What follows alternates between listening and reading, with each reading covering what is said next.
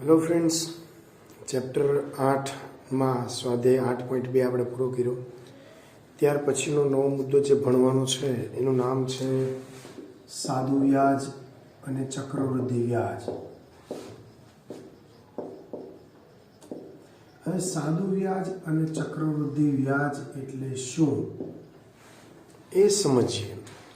રાશિઓની તુલના ચેપ્ટર અંતર્ગત એક નવો શબ્દ આપણી પાસે આવે છે, સાદું વ્યાજ અને ચક્રવૃદ્ધિ વ્યાજ। પહેલા તો એ સમજી લ્યો કે વ્યાજ એટલે શું।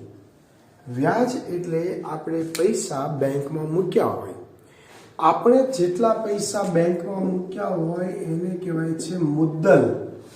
મુદ્દલને પ્રિન્સિપલ ઉપરથી કહેવાય છે કેપિટલ પી, મુદ્દલની સંજ્ઞા છે પી। બીજું વ્યાજ, વ્યાજ એટલે બેંક વાળા આપણને એક્સ્ટ્રા પૈસા આપે એ વ્યાજ। વ્યાજ એટલે ઇન્ટરેસ્ટ, ઇન્ટરેસ્ટ ઉપરથી આય।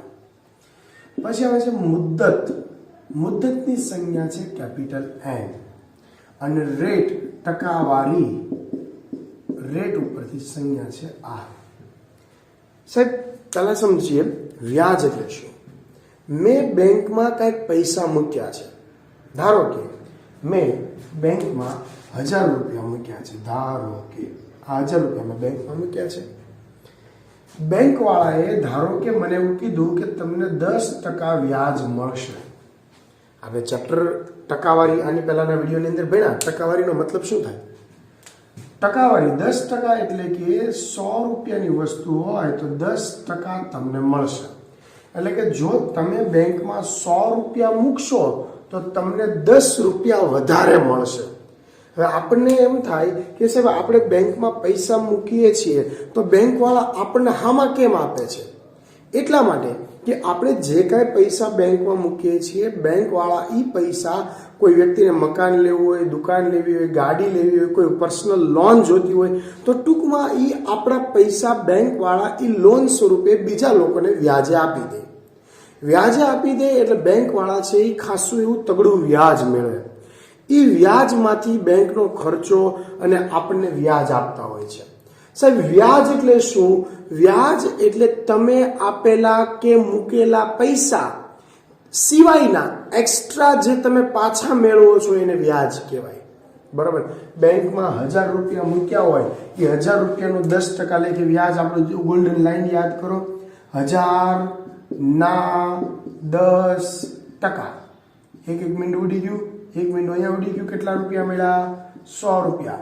એનો મતલબ કે તમે 1000 રૂપિયા જો બેંકમાં મૂકો અને જો બેંકનું ટકાવારીનો દર 10% હોય તો તમે 1000 રૂપિયા મૂક્યા હશે ને, વર્ષની શરૂઆતમાં તમે 1000 રૂપિયા મૂક્યા હોય, વર્ષ પૂરું થાય તો તમારા એકાઉન્ટની અંદર 100 રૂપિયા એક્સ્ટ્રા આવી ગયા, એટલે કે તમારા એકાઉન્ટની અંદર કેટલા રૂપિયા થઈ ગયા હોય?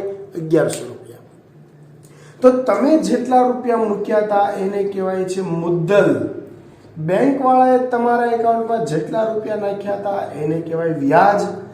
વ્યાજ અને મુદ્દલ ભેગું થઈને બોલાય વ્યાજ મુદ્દલ। મારા એકાઉન્ટમાં 1000 રૂપિયા મેં મૂકેલા હતા, મેં મૂક્યા હતા 1000, એને મુદ્દલ કહેવાય। બેંક વાળાએ મારા એકાઉન્ટમાં 100 રૂપિયા નાખ્યા હતા તો એ 100 રૂપિયા વ્યાજ કહેવાય।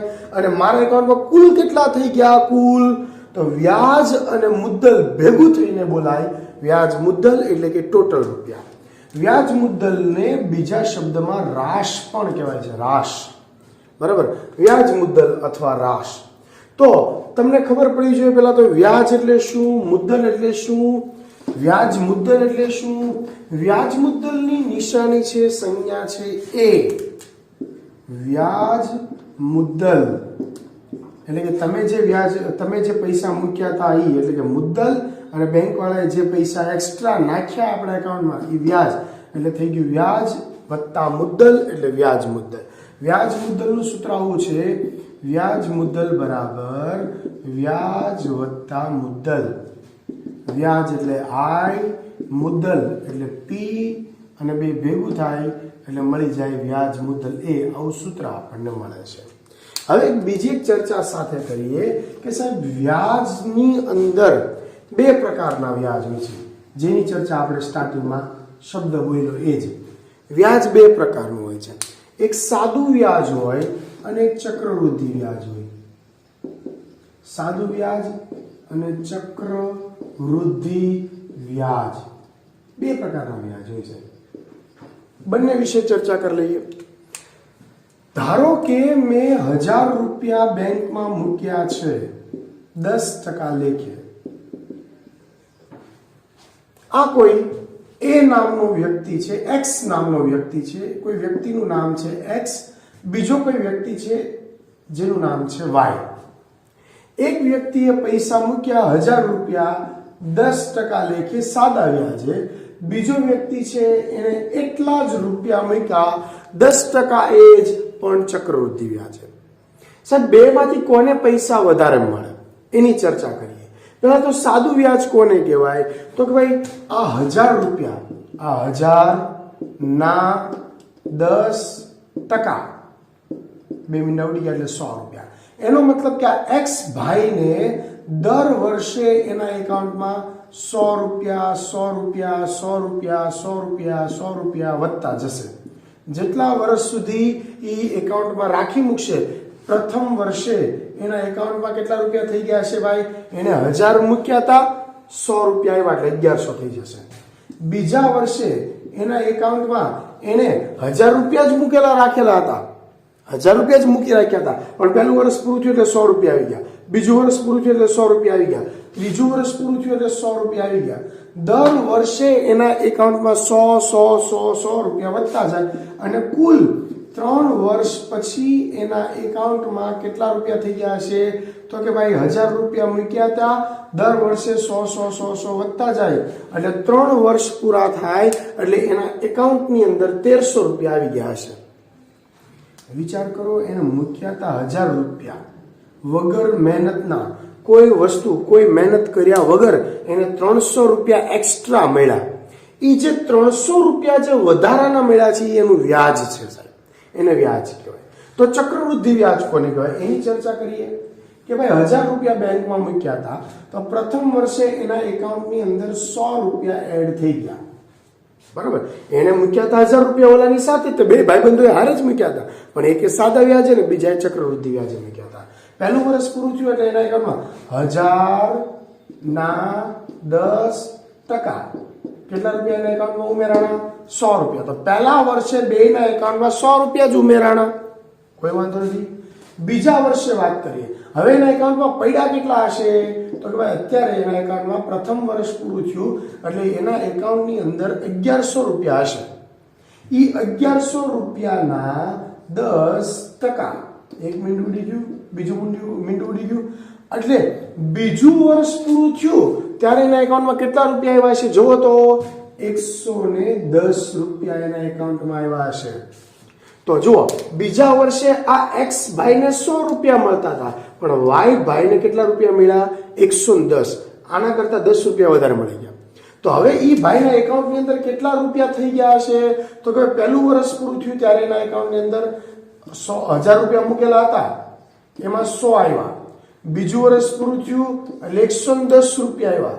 તો હવે એના એકાઉન્ટમાં 2 વર્ષ પૂરા થયા પછી એના એકાઉન્ટમાં કેટલા રૂપિયા હશે? તો કે 1210 રૂપિયા એ વાય ભાઈના એકાઉન્ટમાં હશે.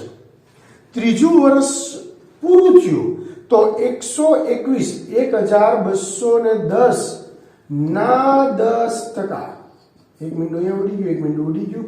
ત્રીજું વર્ષ પૂરું થયું ત્યારે એના એકાઉન્ટમાં કેટલા રૂપિયા આવ્યા હશે?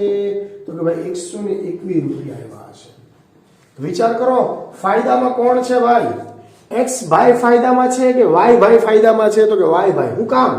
તો કે ભાઈ પહેલા વર્ષે તો બેને હરખો જ વ્યાજ મળ્યું, બીજા વર્ષે 10 રૂપિયા વધારે વ્યાજ મળ્યું, ત્રીજા વર્ષે 21 રૂપિયા વધારે વ્યાજ મળ્યું. તો આ ભાઈ ફાયદામાં છે ને. તો 3 વર્ષ પૂરા થયા એટલે આના એકાઉન્ટમાં કેટલા રૂપિયા આવી ગયા હશે? તો કે ભાઈ 1331 રૂપિયા આ ભાઈના એકાઉન્ટમાં આવ્યા. જ્યારે આ ભાઈના એકાઉન્ટમાં કેટલા રૂપિયા આવ્યા?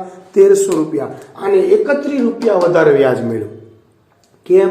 બે પૈસા તો હરખા જ મૂક્યા હતા, હરખા ટકાએ જ મૂક્યા હતા, તો આને પૈસા વધારે મળ્યા અને આને કેમ ઓછા મળ્યા? એનું રીઝન એવું છે કે ચક્રવૃદ્ધિ વ્યાજ, એટલે કે એક વાર જે 100 રૂપિયા વ્યાજ આવી ગયું એના એકાઉન્ટમાં, એ 100 રૂપિયાનું પાછું વ્યાજ મળશે.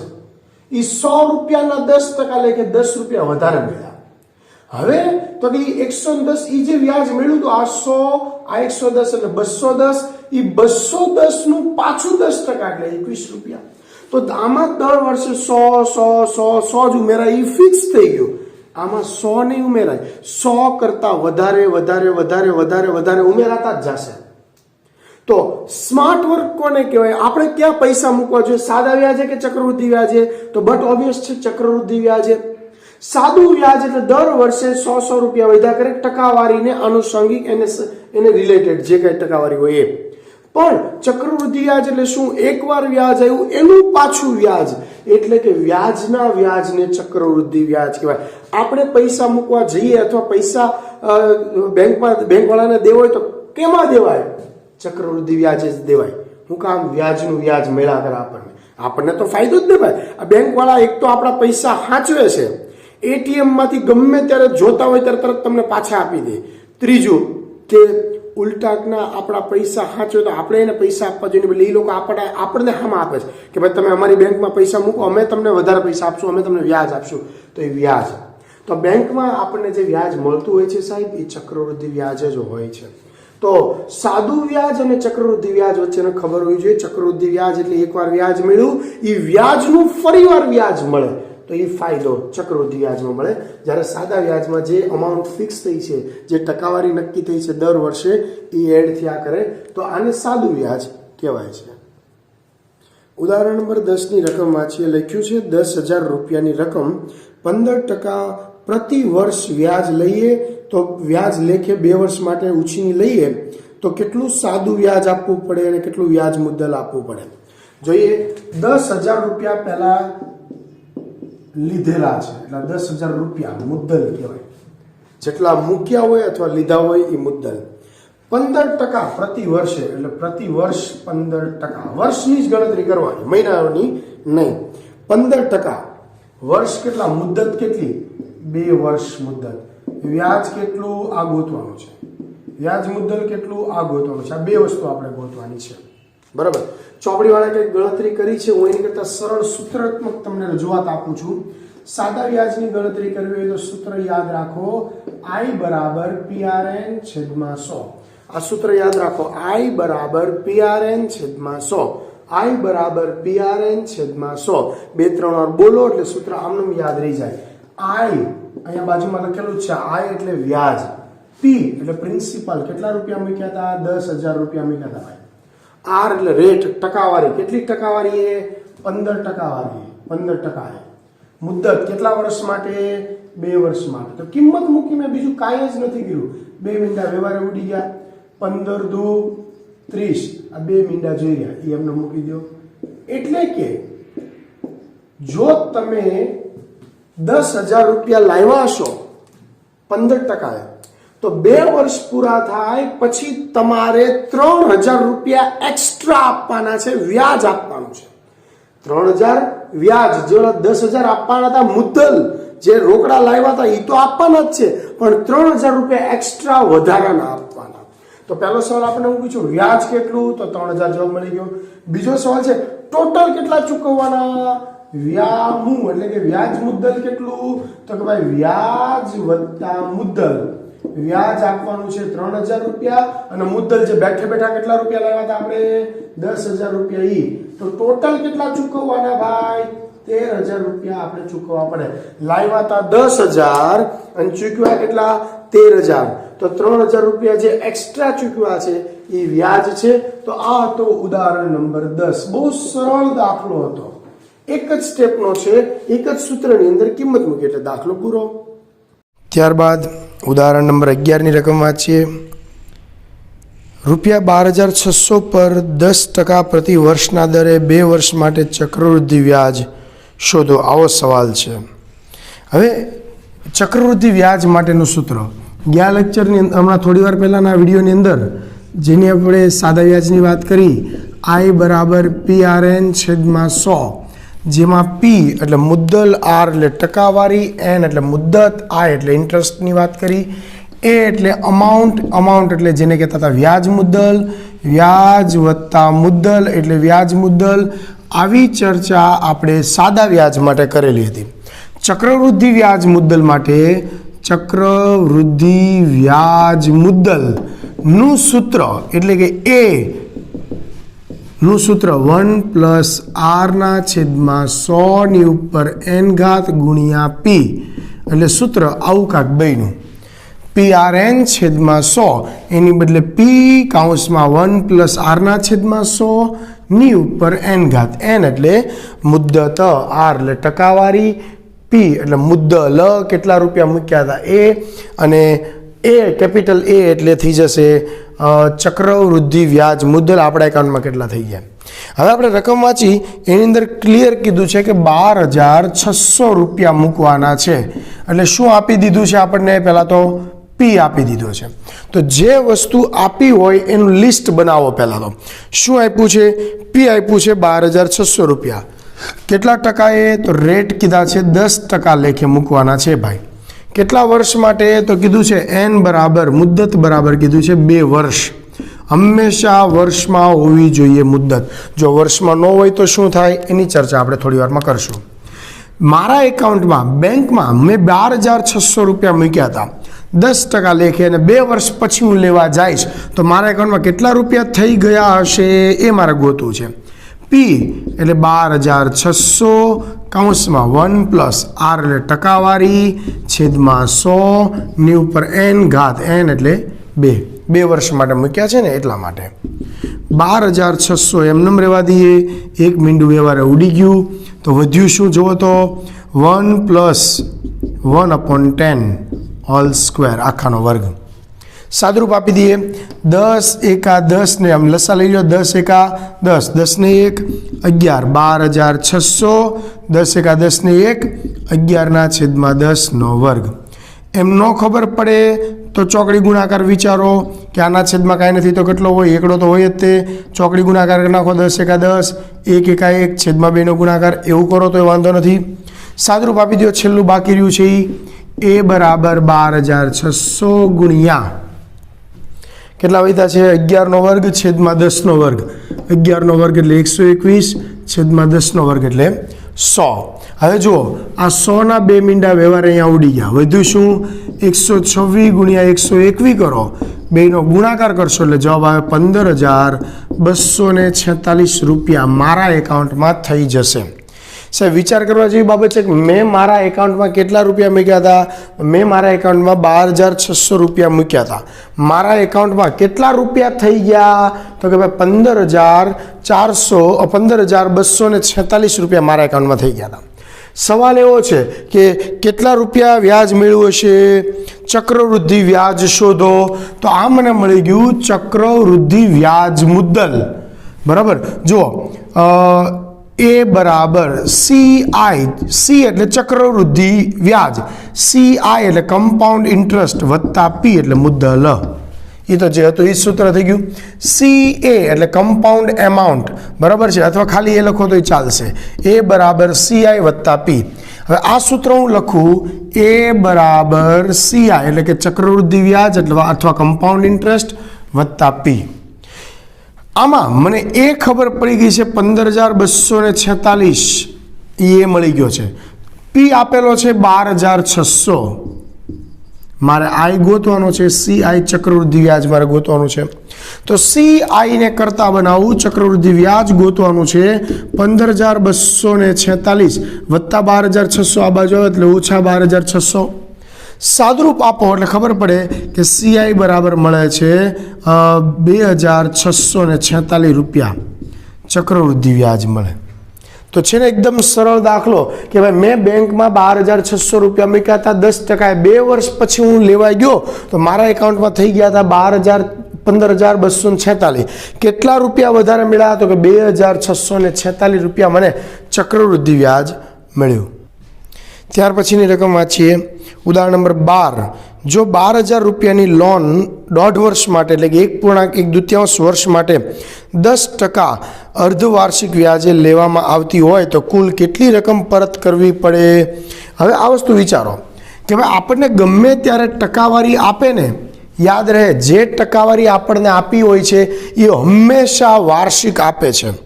જેટલી ટકાવારી આપણને આપે છે એ હંમેશા વાર્ષિક માટે આપેલી હોય છે. तो अहींया विचारो 10% अर्धवार्षिक, हवे वार्षिक 10% होय तो अर्धवार्षिक केटલું થઈ જાય तो કે 5% लेखे व्याज दर 6 महीने उमेराशे। सवाल आवो पूछी शके 10% अर्धवार्षिक है तो एवं पूछे कि व्याज दर 6 महीने उमेराय छे। याद राखो 10% अर्धवार्षिक भले कीधुं पण 10% छे जे कोई टकावारी आपने दाखला में आपशे ए हमेशा वार्षिक होय, वर्षनी होय। हवे तमे कीधुं छे कि अर्धवार्षिक अथवा 6 महीने उमेराय छे एवुं के तो विचार करो दर 6 महीने व्याज उमेरातुं होय तो वर्षमां केटली वार उमेराय तो के वर्षमां 12 महीना होय એટલે 2 વાર उमेराय। अहींया कीधुं छे 1.5 वर्ष माटे એટલે કે 1 वर्ष आखું અને બીજું वर्ष અડધું એટલે टोटल 18 महीना થઈ ગયા। એવું વિચારો दर 6 महीने व्याज उमेराय तो 1.5 वर्षमां मारा एकाउंटमां કેટલી વાર व्याज आवशे तो के भाई 1.5 वर्षमां मारा एकाउंटमां 3 વાર व्याज आवशे। 6 महीने वर्ष दिवसे 1.5 वर्षे 2 वर्षे 2.5 वर्षे दर 6 महीना आवे छे। अहींया 1.5 वर्षनी जो हूँ बात करी रह्यो हो तो मारा एकाउंटमां 1.5 वर्षनी अंदर 3 वखत व्याज आवशे। सूत्र चक्रवृद्धि व्याज मुद्दलनु ए बराबर पी केटला रुपया मूक्या था 12,000। पहला सूत्र लखू पी काउंसमां 1 प्लस आर ना छेदमां 100 नी उपर एन घात आर केटला टका 5%। साहेब सवाल तमे 10% लख्या पाछा ल्यो छो 5%। साहेब 10% छे ई वार्षिक होय, मने चोखवट करी छे अर्धवार्षिक। आखा वर्षना 10% होय तो अर्धा वर्षना केटला होय 5%। 1 प्लस आर ना छेदमां 100 नी उपर एन घात एन એટલે કેટલી વખત વ્યાજ આવશે 1.5 વર્ષમાં 3 વખત વ્યાજ આવશે એટલે ઉપર મેં 3 લખી નાખ્યા। આમાં કોઈ કન્ફ્યુઝન ન રાખતા ક્લિયર કટ હિસાબ છે કે 10% હંમેશા વર્ષના આપેલા હોય ટકાવારી એને તમે મહિનામાં ફેરવાય અર્ધવાર્ષિક એટલે અડધા કરી નાખો 10% ના 5%।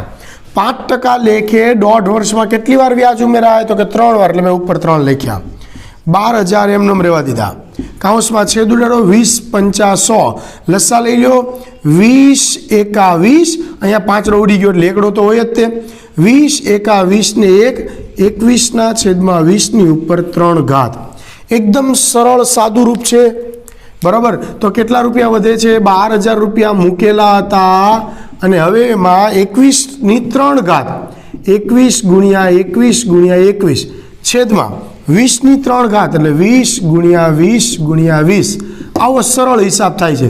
1 2 3 1 2 3 3 मींडा उडी गया। आ 2 6 12 2 13 6 वधु शू 3 गुणिया 21 गुणिया 21 गुणिया 21 भाग्या 2 बधानो गुणाकार करीने भागाकार में 2 लखो भाग्या 2 करो એટલે जवाब आवे 13,891.50 रुपया। खाली गुणाकार करवानो छे तमारे तमारे मात्र गुणाकार करीने अर्धा करवाना छे એટલે કે 2 વડે ભાંગો એટલે 13,891.50 पैसा 50 रुपया जवाब आवे छे तमारो 13,891 रुपया અને 50 पैसा। तो एकदम सरल दाखलो आ तो उदाहरण नंबर 11 उदाहरण नंबर 12। त्यारबाद उदाहरण नंबर 13 ની રકમ વાંચીએ। शिक्षके मयूरी ने प्रश्न कर्यो कि जो 10,000 रुपयाનું 1 वर्ष અને 3 મહિના માટે 8.5% लेखे એટલે કે 8.1/2% लेखे चक्रवृद्धि व्याजे તમે પૈસા રોક્યા હોય તો તમને કેટલું ચક્રવૃદ્ધિ વ્યાજ મળશે।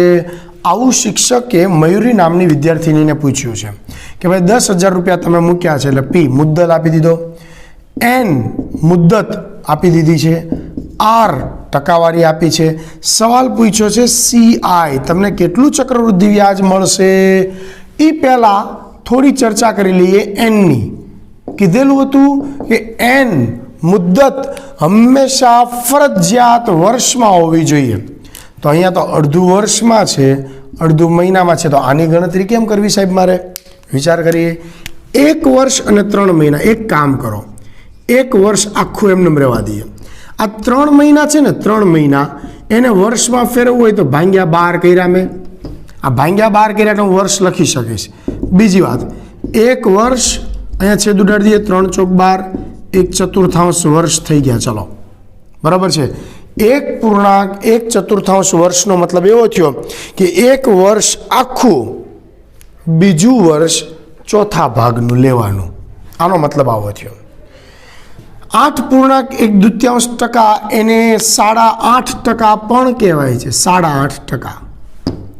એને 17/2% પણ કહી શકાય. શું કામ? અહીંથી અશુદ્ધ આ મિશ્ર પૂર્ણાંક છે એને અશુદ્ધમાં ફેરવો, નીચે બંનેનો ગુણાકાર કરો, 2 × 8 = 16 વત્તા 1 કરો, 2 × 8 = 16 ને 1 17, 17/2. હવે હું સૂત્ર વાપરું છું ચક્રવૃદ્ધિ વ્યાજ મુદ્દલનું. પી કેટલા રૂપિયા મૂક્યા હતા ભાઈ? 10,000 રૂપિયા. 1 પ્લસ કેટલી ટકાવારી? 17/2 ભાગ્યા 100. પી 1 + r / 100 ની ઉપર n ઘાત. n એટલે મુદ્દત. મુદ્દત કેટલી? 1.1/4 ધારો કે આપણે મુદ્દત મૂકી દીધી. તો હવે આનું સાદુરૂપ કેવી રીતે આપવાનું? 1/4નું એ તો બહુ અઘરું પડી જાય. એટલા માટે આપણે મસ્ત આઈડિયા વાપરીએ કે પહેલાં 1 વર્ષનો હિસાબ કરો. 1 વર્ષ આખું અને બીજું વર્ષ ચોથા ભાગનું આવું છે. તો જે 1 વર્ષ આખું છે એનો પહેલાં હિસાબ કરી લઈએ આપણે. 10,000 1 + 17/2 અંશનો છેદ છેદમાં આવે. છેદનો છેદ અંશમાં જાય એવી રીતે અંશનો છેદ છેદમાં આવે. તો છેદમાં કેટલા થઈ જાય? 200. 100 × 2. ફરીવાર ગણિતમાં આવું હોય x/y/z તો છેદનો છેદ અંશમાં જાય. ઊંધું વિચારો, અંશનો છેદ અંશનો છેદ છેદમાં આવે. તો એવી રીતની કંઈક વાત હું અહીંયા તમારી સાથે શેર કરી રહ્યો છું કે અહીંયા બગડો છે અંશના છેદમાં એ નીચે આવે એટલે 200 થઈ ગયા. ઘાત 1 છે એટલે હવે ન લખો તો ચાલે.